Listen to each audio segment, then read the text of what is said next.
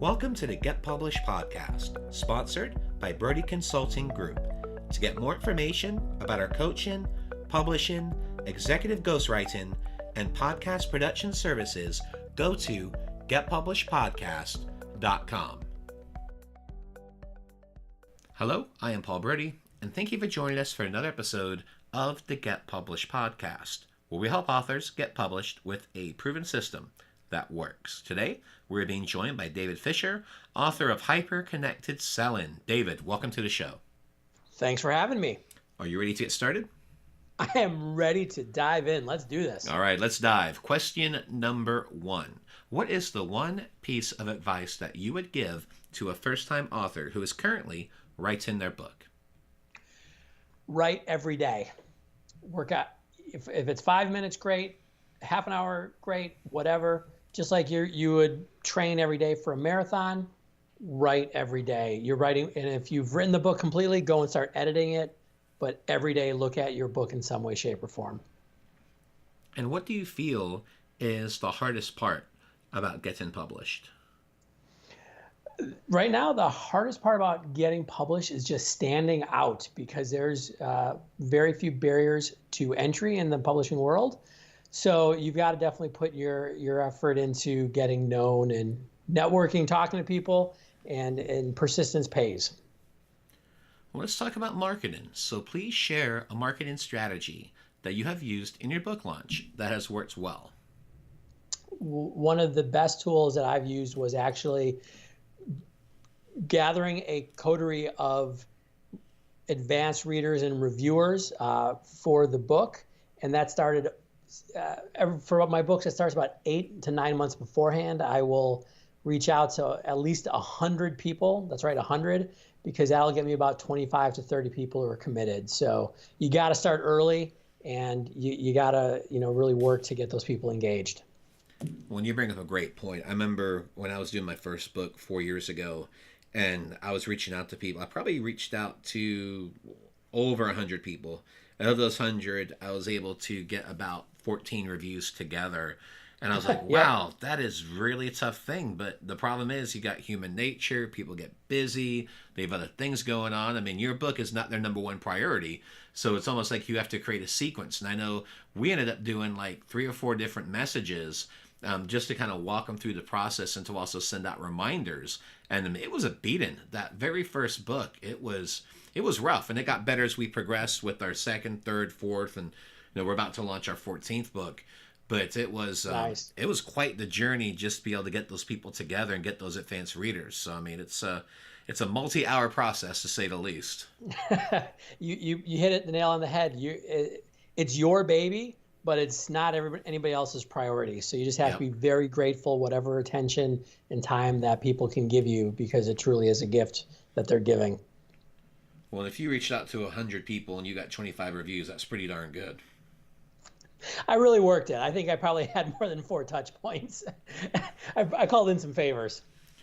Well, and the nice thing is, too, when you're doing your second launch, then you can, it's almost like having Cliff Notes, because you can go, okay, these 25 people, I know that the likelihood of them helping me is going to be much higher, so you can add them to your expanded list for your readership, and then it just makes it so much easier. But, I mean, your first book, it's a beating. Your second book, It's not as bad of a beating. And then by the third time, you built in a resistance of the beating. Right.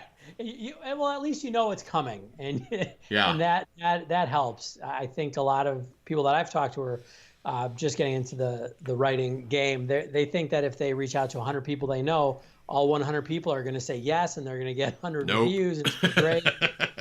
And, hey, even if all 100 people love you, it's just that time is tough, and the attention spans we have these days, and maybe you're writing on a topic that's not as relevant to them, or that they just aren't as engaged with. So expect that fall off, and expect to put the work in for sure.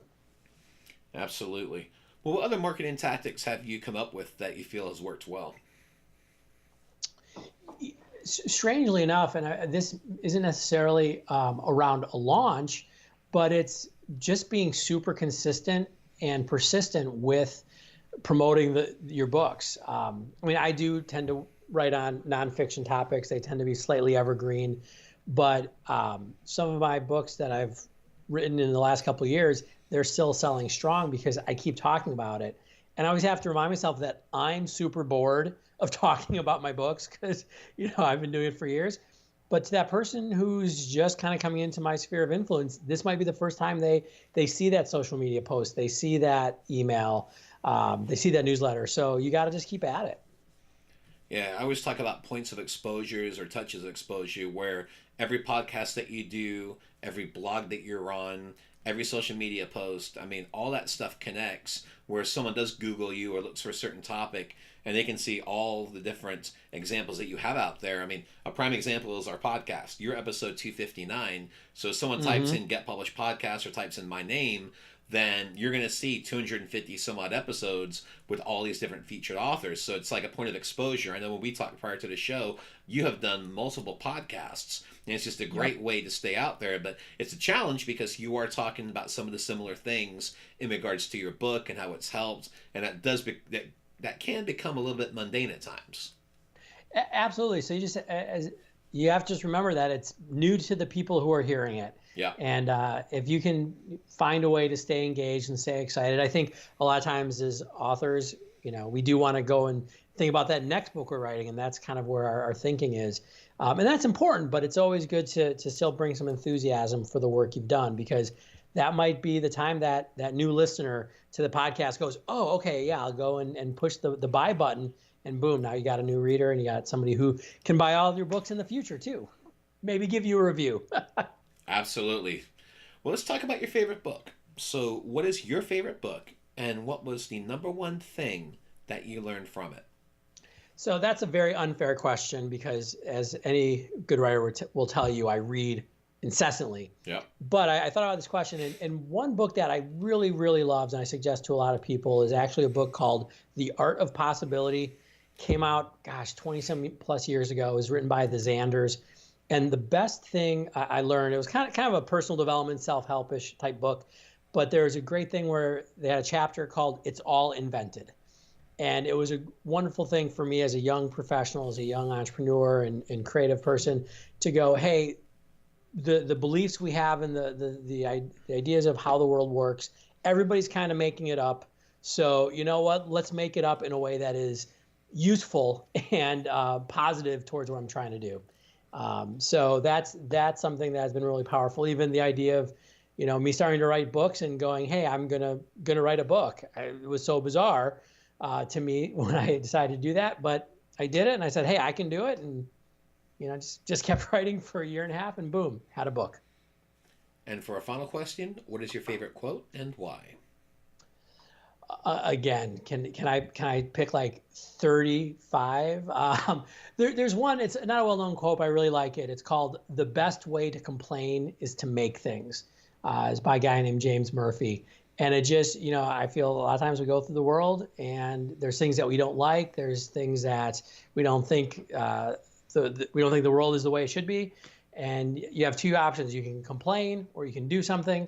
I prefer to do something, and as a creative person, I think that's that creating, writing, or whatever it is that you do is the way to really complain. So that's one that I always try to remind myself. David, I want to thank you for being a guest on the show. What is the best way for people to find you online? My website is my name, davidjpfisher.com. You can find me on all the major social media channels, LinkedIn, Twitter. I'm at dfishrockstar, and all of my books are available on Amazon. Just search my name and you'll find me. David, thank you once again for being on the show, and I wish you all the best in your author journey ahead. I appreciate it. Thanks for having me. Thanks again for joining us today. To learn more about how you can be featured in our brand new Get Published business book, go to getpublishedpodcast.com.